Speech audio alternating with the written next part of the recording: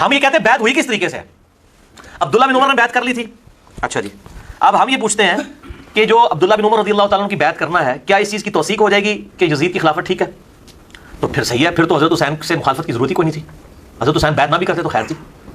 اصل میں حضرت حسین کا جو بیعت کرنا ہے نا، وہ امت محمدیہ صلی اللہ علیہ وسلم میں امام تھے، اور قرآن میں ہے نا کہ ان کے جو علماء ہیں اور اللہ والے ہیں یہ لوگوں کو حرام خوری سے اور برے کاموں سے کیوں نہیں روکتے. حضرت حسین کا وہ ٹائٹل تھا. عبداللہ بن عمر کی نیچر پیسو تھی، حضرت حسین کی ایکٹیو تھی. عبداللہ بن عمر کے سامنے جب حضرت معاویہ نے حضرت عمر کی گستاخی کی، 4108 نمبر حدیث ہے کہ میں اس کے باپ سے بھی زیادہ خلافت کا حقدار ہوں.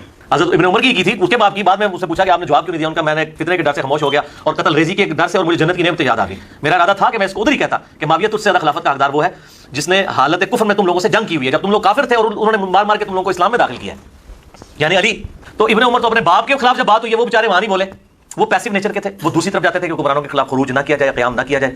اور ایک بات آپ کرتے ہوتے ہیں اکثر کہ حضرت عبداللہ بن عمر کی جو شہادت ہے وہ بھی آپ بنو امیہ نے کی ہے. اس کا کیسے صحیح بخاری میں کتاب الحج چیپٹر میں کہ حجاج بن یوسف جو ہے وہ آیا ان کی تیمارداری کے لیے، تو کہا کہ مجھے بڑا افسوس ہے جو آپ کو، ان کو زخم لگا تھا زہر آلود نیزہ حالت احرام میں، تو آپ کے قاتل کا پتہ چلے نا تو میں اس کو جو ہے نا وہ سزا دوں. انہوں نے کہا میرا قاتل وہ ہے جس نے حالت احرام میں لوگوں کو یہ جنگی آلات لانے کی، تلواریں اور نیزے لانے کی اجازت دی ہے، احرام کی حالت میں تو نہیں لا سکتے، یعنی تو یہ قاتل. میں یہ بتانا چاہ رہا ہوں کہ ابن عمر رضی اللہ تعالیٰ عنہ جو پوری زندگی امت کے مفاد میں اپنے اعتبار سے آل امیہ کا ساتھ دیتے رہے، بالآخر ان کی شہادت آل امیہ کے ہاتھوں ہوئی ہے. ان کو بھی انہوں نے معاف نہیں کیا. ٹھیک ہے. اور ویسے میں بتاؤں آپ کو تاریخی روایتیں ایسی ملتی ہیں کہ ابن عمر آخری وقت میں روتے تھے، کاش میں نے اس وقت علی کا ساتھ دیا ہوتا جو معاملات بگڑ گئے تھے. عبداللہ بن زبیر صحابی کی لاش ان لوگوں نے خانہ کعبہ کے دروازے پہ ٹانگ دی اور ابن عمر وہاں سے گزرے اور کہا تجھ پہ سلام ہو اے عبداللہ، میں تجھے منع کیا کرتا تھا اس طرح کے معاملات میں. عبداللہ بن زبیر صحابی تھے؟ جی صحابی ہیں، صحابی ہیں. حضرت ابو بکر کے نواسے ہیں، حضرت عائشہ کی بہن اسماء بنت ابی بکر کے بیٹے ہیں، اور حضرت زبیر اشرا مشرا کے بیٹے ہیں. ٹھیک ہے. عبداللہ بن زبیر کو عام آدمی ہے، انہوں نے بھی بیعت نہیں کی تھی یزید کی، یاد رکھیے. 9 سال انہوں نے بھی خلافت قائم کی ہے. اور یہ حجاج بن یوسف جو ہے نا اس نے قتل کیا تھا عبد الملک بن مروان کے دور میں. یزید کے دور میں اس نے خانہ کعبہ پہ چڑھائی کی جو صحیح مسلم میں آتا ہے، غلاف کعبہ بھی جل گیا.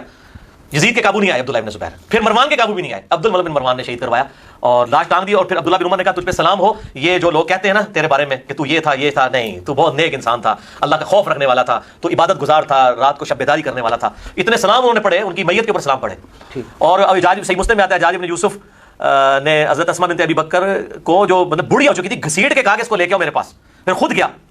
تو اسماء نے کہا کہ تو نے میرے بیٹے کی دنیا خراب کی ہے، میرے بیٹے نے تیری آخرت خراب کر دی ہے. اور یہ آل امیہ کے جو چمچے نا یہ کہتے ہیں حجاج بن یوسف آخری زمانے میں کہتا تھا جناب توبہ کرتا تھا، یہ کرتا تھا وہ کرتا تھا، اس لیے کہ اس کا بھی دفاع کرتے ہیں. یہ تھے دنیا دار. میں نے اس میں حدیث لکھی ہے بخاری اور مسلم سے کہ مجھے تم سے شرک کا خطرہ نہیں، لیکن میرے پاس دنیا کے مال میں پھنس جاؤ گے اور پھر تم دنیا کی محبت میں ایک دوسرے کو قتل کرو گے اور برباد ہو جاؤ گے جس طرح اگلے لوگ برباد ہوئے. یہ آپ کا آخری خطبہ ہے، بخاری اور مسلم میں آتا ہے کہ وفات سے 1 مہینہ پہلے شہدائے احد کے اوپر آپ نے نماز جنازہ دوبارہ سے پڑھی. شہدائے احد پہ اس لیے پڑھی کہ شہدائے احد جو تھے وہاں پہ بھی دنیا کی لالچ کی وجہ سے فتح شکست میں بدلی تھی. بھائی جس کے ہاتھ میں تلواریں ہوتی ہیں، اب یہ توابون کو ہی آپ دیکھ لیں، ان کو بھی قید کر دیا گیا تھا نا جو بعد میں شہید ہوئے حضرت حسین کی شہادت کے بعد. کہتے ہیں کوفی نکلے نہیں ہیں. جب آپ پورا اس طریقے سے قبضہ کر لیں گے، چند لوگ اس حکومت سے جو 3 براعظموں میں پھیلی ہوئی ہے اس سے کیسے ٹکرا سکتے تھے؟ سیدھی سی بات ہے. تو آج بھی لوگ اٹھتے ہیں. صحیح مسلم میں ہے کہ سعد ابن ابی وقاص کے سامنے بیٹا آ رہا ہے عمر ابن سعد، تو حضرت سعد ابن ابی وقاص کہتے ہیں اللہ اس شخص کے شر سے میں تیری پناہ میں آتا ہوں، اپنے بیٹے کے شر سے. اور آنے کا ابا جی دیکھو سب لوگ جو حکومت گورنر بن رہے ہیں، تسی نے کوئی عہدہ بھی نہیں لیا. یہ صحیح مسلم میں عمر ابن سعد جو 22,000 کا لشکر دے کے، جسے ہر بندے کا کریکٹر مسلم میں موجود ہے، بخاری میں موجود ہے، یہ تلاش کرنا ہے آپ کہ سعد ابن ابی وقاص کہتے ہیں میں اس کے شر سے اللہ تیری پناہ مانگتا ہوں، یہ دنیا کا لالچی. اور بعد میں اس کو رے کی گورنری کی لالچ دے کے حضرت حسین کے قتل پہ آمادہ کیا گیا. یہ عبید اللہ بن زیاد کا گورنر تھا، یہ شیعان علی کا گورنر تھا، یہ بھیجا ہوا تھا، عبید اللہ بن زیاد نے کیا. اور یہ کہتے ہیں جی واقعہ کربلا جی ثابت نہیں ہے، یزید تک خبر نہیں پہنچی، اور پھر وہ جھوٹی روایت ہے یزید بڑا روئے اور یہ وہ. اچھا رونے کے بعد انہوں نے اپنے زیاد کو ہٹا دیا. ٹھیک ہے. ان سے پوچھا صحیح مسلم کے اندر موجود ہے. یہ کہتے ہیں واقعہ کربلا ثابت ہی نہیں ہے. 6309 نمبر حدیث ہے کہ امام زین العابدین رحمہ اللہ تعالی وعلیہ السلام یہ واقعہ کربلا کے بعد مقتل حسین کے بعد یزید سے ہو کر مدینے آئے. یہ الفاظ ہے صحیح مسلم کے. واقعہ کربلا ثابت ہو گیا. اور ان کے پاس رسول اللہ کی تلوار تھی صلی اللہ علیہ وسلم، جو حضرت علی کے پاس تھی، اس کے بعد حضرت حسین کے پاس تھی. حسین کی شہادت کے بعد ان کے پاس آ گئی. اور مسور بن مخرمہ آئے، انہوں نے کہا اے اللہ کے نبی کے نواسے یہ لوگ آپ سے چھین لیں گے. کون چھین لیں گے؟ بریلوی دیوبندی اہل حدیث چھین لیں گے، آل امیہ. بخاری میں حدیث لیے کہ حسین کا سر کاٹ کے عبید اللہ بن زیاد کے سامنے رکھا گیا. اور آئے لوگ کہہ رہے ہیں جی وہ سامنے رکھا گیا، اس کا یہ مطلب تو نہیں عبید نے قتل کروایا. اچھا وہ جو سر میرے سامنے کو سر کاٹ کے لا کے رکھے میرے بیٹے کا، تو میں اس کو انعام نوازوں گا؟ پہلی دفعہ بھائی میرے تمام محدثین مؤرخین نے لکھا ہے کہ پہلی دفعہ اگر کوئی سر کاٹ کے کسی مسلمان حکمران کے سامنے رکھا گیا نا تو وہ معاویہ کے سامنے عمار کا سر ہے. اس سے پہلے کبھی سر نہیں رکھا گیا. نبی صلی اللہ علیہ وسلم کے بارے میں ایک روایت آتی، مجھے پتہ نہیں اس کی صحت ہے، کہ اس طرح رکھا گیا، آپ نے اتنا ناپسند فرمایا اس چیز کو، تو آپ نے کہا ادھر سے لے جاؤ، یہ کام نہ کرو.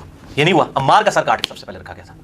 ٹھیک ہے. اور میں آپ کو پکی دے دوں ابھی، عمار کا سر کاٹ کے رکھا گیا تو اس کے بعد تو توبہ کر لینی چاہیے تھی نا. اب تو ادھر تو عمر بن عاص بھی کہہ رہے ہیں کہ باغی جماعت قتل کرے گی, ٹھیک ہے, ہمارے سامنے ہم بھی کہاں اٹھے, تو لیکن نہیں, وہ الٹا تعویل کی کہ جی عمار کو ہم نے کیوں قتل کیا, نہ علی لے کے آتا نہ یہ قتل ہوتا, ٹھیک ہے. پھر تاریخ کی روایتوں حدیث میں تو اتنا تاریخ میں ملتا ہے کہ حضرت علی تک جب یہ معاویہ کی بات پہنچی نا, تو حضرت علی نے کہا اچھا پھر حمزہ کا قاتل نبی صلی اللہ علیہ وسلم تھے, نہ حمزہ کو لے کے آتے احد میں, نہ حمزہ شہید ہوتا.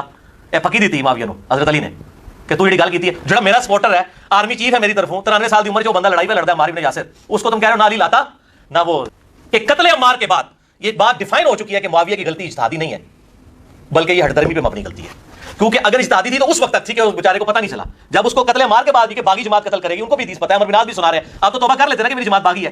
حضرت معاویہ رضی اللہ تعالیٰ نے کبھی معافی نہیں مانگی, الٹا قنوت نازلہ سیدنا علی نے ان پہ پڑھی اور کہا قیامت دن فیصلہ ہوگا. اور ہم لعنت کے لیے قائل نہیں ہیں, بالکل لعنت نہ کریں. ہم تو کہتے ہیں جو صحابہ پر انکلوڈنگ معاویہ, عمر بن عاص, مغیرہ بن شعبہ رضی اللہ عنہ اجمعین یا بصر بھی ہوں, ان پہ لعنت کرتے ہیں وہ معاویہ کے شیعہ ہیں, اور جو ان پہ لعنت نہیں کرتے وہ علی کے شیعہ ہیں. علی نے تو مخالفین کے جنازے بھی پڑھائے, میں نے اس میں بتایا خوارج کے بارے میں کہا ہمارے بھائی تھے بگوڑے ہو گئے, ٹھیک ہے نا, ہم علی کے شیعہ ہیں.